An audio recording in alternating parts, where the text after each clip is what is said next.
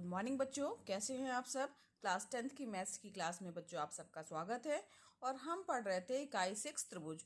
तो बच्चों इसकी प्रश्नावली 6.1 हम लोगों ने कंप्लीट कर दी थी और 6.2 प्रश्नावली जो है हम लोगों ने स्टार्ट भी कर ली है।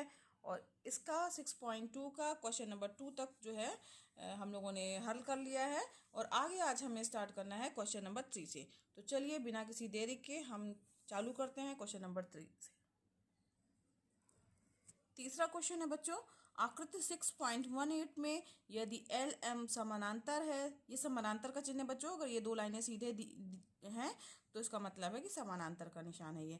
तो एल एम समानांतर है सी बी, यानी कि एल और एम, ठीक, ये एल चित्र की बात हो रही है तो एल एम ये जो है ये सी बी के समानांतर, यानी ये रेखा इसके क्या है, समानांतर है। और एल एन समानांतर है सी डी, यानी एल एन यानी ये वाली रेखा इस रेखा के समानांतर है। ठीक है, सी डी के समानांतर हो तो सिद्ध करना है कि ए एम बटे ए बी, ए एम बटे ए बी यानी पूरा, ठीक है, बराबर है ए एन बटे ए डी के। तो ये हमें प्रूफ करना है। हल करने से पहले क्वेश्चन बच्चों एक जो हम थोड़ा रिवीजन करते हैं। पिछले लेक्चर में हम लोगों ने दो प्रमेय पढ़ी थी। तो एक जो थी हमारी ये थेल्स प्रमेय या आधारभूत समानुपातिकता प्रमेय थी। तो इसके अनुसार दो समान कोणिक त्रिभुजों में उनकी संगत भुजाओं का अनुपात क्या होता है, सदैव समान होता है। यानी अगर डी ई यानी ये भुजा इसके समानांतर है तो ए डी बटे डी बी बराबर होगा ए ई बटे ई सी के। ठीक है, ये हम लोगों ने पढ़ा था। ये हमारी और दो प्रमेय जो थी वो ये है बच्चों कि यदि किसी त्रिभुज की एक भुजा के समानांतर अन्य दो भुजाओं को भिन्न भिन्न बिंदुओं पर प्रतिच्छेद करने के लिए एक रेखा खींची जाती है तो ये अन्य दो भुजाओं को एक ही अनुपात में विभाजित करती है। तो अन्य दो भुजाएं जो है एक ही अनुपात में विभाजित हो जाती हैं या एक ही अनुपात में विभाजित करती हैं। यानी अगर ये रेखा जो है कि एक भुजा यानी ये इस भुजा के समानांतर हमने कोई रेखा खींची है डी ई जो कि दूसरी दो भुजाओं को अलग अलग बिंदुओं पर प्रतिच्छेद कर रही है तो ए डी बटे डी बी बराबर होगा ए ई बटे ई सी। दूसरी जो प्रमेय थी वो इसी का उल्टा थी, यानी इसका उल्टा मतलब क्या होगा कि यदि रेखा किसी त्रिभुज की दो भुजाओं को एक ही अनुपात में विभाजित कर रही है तो वह तीसरी भुजा के क्या होगी, समानांतर होगी, यानी डी ई समानांतर बी सी। ठीक है, तो ये दो हम लोगों ने पढ़ा था। आप देखते हैं प्रश्न को कैसे हल करना। बच्चों जो दिया ये हमारा चित्र हो गया और जो सवाल में दिया है सबसे पहले हम उसे नोट कर लेते हैं। तो क्या चीज़ दिया है एल एम जो है वो समानांतर है सी बी के और एल एन समानांतर है सी डी के। ठीक है, तो ये दो चीजें हमें दी हुई हैं। अब इसके बाद सिद्ध क्या करना है हमें बच्चों, तो वो लिखिए, सिद्ध करना है। क्या चीज सिद्ध करना है कि ए एम बटे ए बी जो है वो बराबर है ए एन बटे ए डी के। ठीक है, तो अब इसके सिद्ध करने के लिए जो है सबसे पहले अब हम उपपत्ति लेके चलते हैं। तो त्रिभुज ए बी सी में, अब ए बी सी यानी इस वाले त्रिभुज में गौर कीजिएगा बच्चों। त्रिभुज ए बी सी में एल एम जो है वो बी सी के सी बी के जो है वो समानांतर दिया हुआ है। तो त्रिभुज में एल एम समानांतर है सी बी, अतः अब हमने अभी प्रमेय पढ़ी है तो उसके अनुसार चूंकि समानांतर है तो संगत भुजाओं को बराबर अनुपात में विभाजित करेगा। इसलिए ए एम बटे एम बी यानी ये भुजा बटे ये भुजा बराबर हो जाएगी ए एल बटे एल सी की। ठीक है, एल सी। ठीक, और साथ ही बच्चों एम बी बटे ए एम। अब बच्चों हम इसे पलट करके भी लिख सकते हैं, यानी कि एम बी बटे ए एम, पलट दिया हमने, एम बी ऊपर कर दिया, ए एम नीचे कर दिया है। इसी तरह इधर भी हो जाएगा, एल सी बटे ए एल हो जाएगा। ठीक है, अब इसके बाद जो है दोनों पक्षों में एक को आप जोड़ दीजिए। तो लिखिएगा 1 प्लस एम बी बटे ए एम बराबर 1 प्लस एल सी बटे ए एल। ठीक है, क्या किया हमने, दोनों पक्षों में एक जोड़ने पर।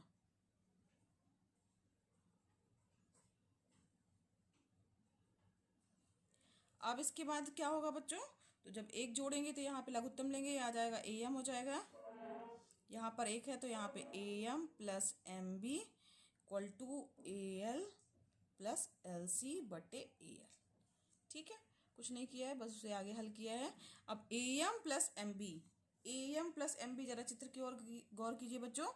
ए M plus M B, A M plus M B यानी क्या हो गया हमारा ए बी। ठीक है, इसी तरीके से A L plus L C, A L plus L C यानी ए सी। तो इसकी जगह पे प्लस वाले चिन्ह की जगह हम सीधे ए बी लिखेंगे और इसकी जगह पे हम ए सी लिखेंगे। तो ये हो जाएगा बच्चों A M plus M B बराबर हो गया ए बी, समझ में आ रहा है ना आप लोगों को। और यहाँ पर ए एम, यहाँ पर हो जाएगा ए सी बटे ए एल। ठीक है, अब इसको वापस फिर से, चूंकि हमने पलटा था तो इसे फिर से पलट दीजिए, यानी ए एम बटे ए बी बराबर हो जाएगा ए एल बटे ए सी। ये हो गया हमारा समीकरण नंबर 1। अब इसी तरीके से जो प्रक्रिया हमने बच्चों की है, ये भी हम लोगों ने इस त्रिभुज की बात की थी, सारी चीज़ें इसके लिए की है। यही चीज़ हम जो है त्रिभुज ए डी सी में करेंगे। ठीक है, या ए सी डी में करेंगे, बिल्कुल यही। तब क्या होगा, तो हमें क्या प्राप्त होगा बच्चों, तो इस यहाँ पे लिख दीजिएगा, इसी प्रकार त्रिभुज ए सी डी में, चूंकि एल एन समानांतर है सी डी के, इसलिए अब यहाँ पर ए एन बटे ए डी, ठीक, अभी बराबर हो जाएगा ए एल बटे ए सी। कैसे हो जाएगा, यहाँ पे भी देखिए बच्चों, ए एन, यहाँ चित्र पूरा देखिए, ए एन जो ये है ए एन बटे ए डी आ जाएगा, जिस तरीके से पहले ऊपर किया था हम लोगों ने। तो ए एन बटे ए डी बराबर हो जाएगा ए एल बटे ए सी के। ठीक है, बस ये इसी तरीके से करने पे आएगा। तो इसी प्रकार हमने लिख दिया है, यह हो जाएगा हमारा समीकरण नंबर 2। तो ये यहाँ देखिए ए एल बटे ए सी इधर भी है और ए एल बटे ए सी इस तरफ भी है। तो 1 और 2 से क्या हो जाएंगे, ये दोनों भी आपस में क्या हो जाएंगे, बराबर हो जाएंगे। तो अतः 1 व 2 की तुलना करने पर, या 1 या 2 समीकरण नंबर 1 या 2 से, क्योंकि बच्चों ये इसके बराबर है और ये ही जो है इसके बराबर है, तो ये दोनों भी आपस में क्या हो जाएंगे, बराबर हो जाएंगे। यानी ए एम बटे ए बी बराबर हो जाएगा ए एन बटे ए डी के। ठीक है, तो यही तो हमें प्रूफ करना था, तो हमें सिद्ध करना था ए एम बटे ए बी बराबर है ए एन बटे ए डी, यही हमें सिद्ध करना था। ये हमारा प्रूफ हो गया। ठीक, ये आंसर हो गया आपका, या यही सिद्ध करना था,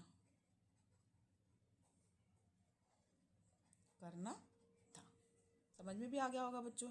चलिए आगे बढ़ते हैं बच्चों। क्वेश्चन नंबर 4 जो है, वो आकृति में डी समानांतर है ए सी के, डी जो है वो इसके समानांतर है, और एक दिया है डी एफ समानांतर है ए के। तो इसमें 2 त्रिभुज हैं, 2 समानांतर त्रिभुज 2 आपको लेके चलने हैं। तो थोड़ा हिंट कर लीजिए, ये आपका होमवर्क है। ए बी ई के लिए एक बार लीजिएगा, जिसमें ये आपस में समानांतर है, तो आपको अनुपात के रूप में भुजाएं मिल जाएंगी। इसी तरीके से त्रिभुज ए बी सी के लिए करिएगा, तो उसमें भी आपको बी डी बटे डी ए और बी ई बटे ई सी इस तरीके से मिलेगा। और एक जैसे आएंगे पद, तो उसके बाद जो है वो आपस में जो आप देखेंगे कि वो बराबर हो जाएंगे। तो ये आपका यही प्रूफ करना था, यही सिद्ध करना था। बहुत ही आसान है, आप करिएगा, कोशिश करिएगा, जरूर बन जाएगा आपसे। आइए बढ़ते हैं क्वेश्चन नंबर 5 की ओर।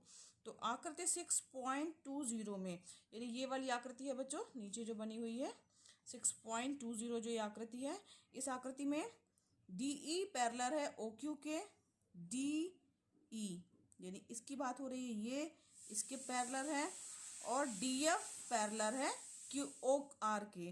डी एफ यानी ये वाला इसके समानांतर है, यानी ये भुजा इसके समानांतर है और ये भुजा इसके समानांतर दी हुई है। ठीक है, ये जो डी ये वाली भुजा इसके, ये भुजा इसके समानांतर दी हुई है। तो हमें दर्शाना है कि ई एफ समानांतर है क्यू आर के, यानी ये ई एफ यानी पूरा ये वाला जो है बड़े वाले त्रिभुज के लिए ये दर्शाना है कि ई एफ समानांतर है क्यू आर के। आइए देखते हैं इसे कैसे हल करेंगे बच्चों। तो सबसे पहले बच्चों जो चीज़ें दी हुई हैं वो हम नोट कर लेते हैं कि क्या क्या चीज़ें हमें दिया है। तो दिया है डी ई समानांतर है ओ क्यू के और डी एफ समानांतर है ओ आर के। ठीक है, ये चीज़ हमें दी हुई है। डी ई समानांतर है, यहाँ पे ओ है। ठीक, तो डी ई समानांतर है ओ क्यू, यानी ये भुजा इस भुजा के समानांतर है, और डी एफ यानी ये वाली भुजा इस भुजा के समानांतर है। ठीक है, तो ये दिया हुआ है, तो हमें सिद्ध करना है, वो भी लिखना पड़ेगा। लिखने की प्रक्रिया यही होगी बच्चों, दिया है आपको लिखना है सबसे पहले, फिर जो सिद्ध करना है वो लिखना पड़ेगा, इसके बाद उपपत्ति लिखना पड़ेगा। ये इसके समझ लीजिए पॉइंट हैं, ये आपको इसी क्रम में ही लिखने हैं, इसका विशेष ध्यान दीजिएगा। तो क्या चीज़ हमें सिद्ध करना है बच्चों, वो लिखना पड़ेगा। प्रश्न में दिया है सिद्ध करना है ई एफ समानांतर है क्यू आर, यानी ये वाली भुजा जो ये बड़ी वाली भुजा है ये क्यू आर के समानांतर है। अब उपपत्ति आप लिखिए।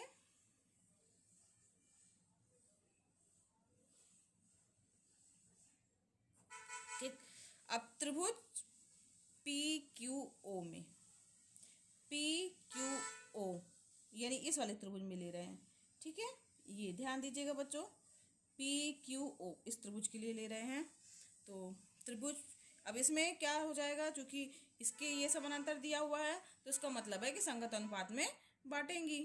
ठीक है, तो पीई क्या हो जाएगा, पीई बटे ई क्यू बराबर क्या हो जाएगा, पीई बटे ई क्यू बराबर पीडी बटे डी ओ। ठीक है, डी ओ यहाँ पे आप लिख दीजिएगा, चूंकि डीई जो है समानांतर है ओ क्यू के अतः आधारभूत समानुपातिकता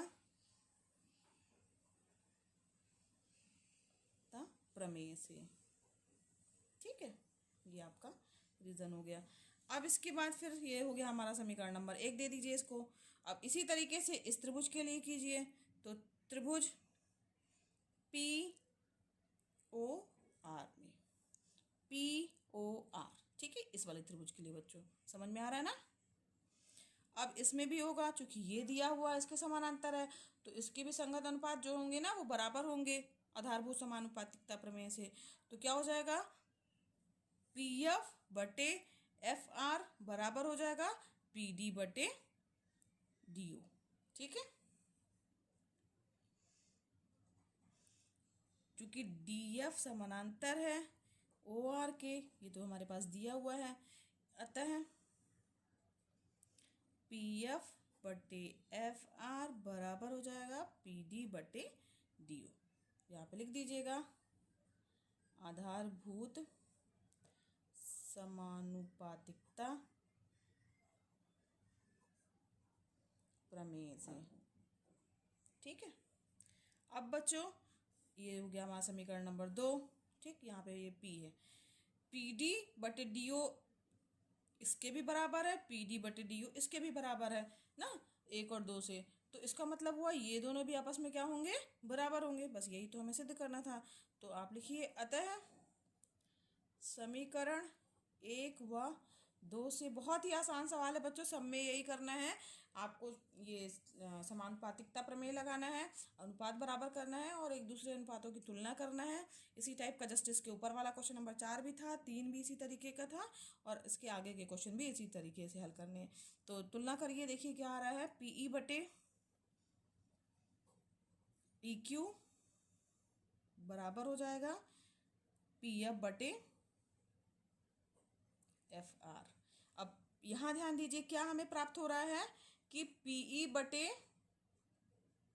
ई क्यू, पीई बटे ई क्यू जो है वो बराबर प्राप्त हो रहा है पी एफ बटे एफ आर के। तो इससे क्या निष्कर्ष निकल के आ रहा है कि ये दोनों भुजाएं जो प्रमेय नंबर दूसरी थी, वो उसका जो अपोजिट प्रमेय थी, ठीक है, रिवर्स प्रमेय थी, तो उसके अनुसार जो है ये ई एफ समानांतर हो जाएगा क्यू आर के। तो अतः ई एफ समानांतर हो जाएगा क्यू आर। कारण क्या लिखिएगा, मूलभूत समानुपातिकता प्रमेय के विलोम से या आधारभूत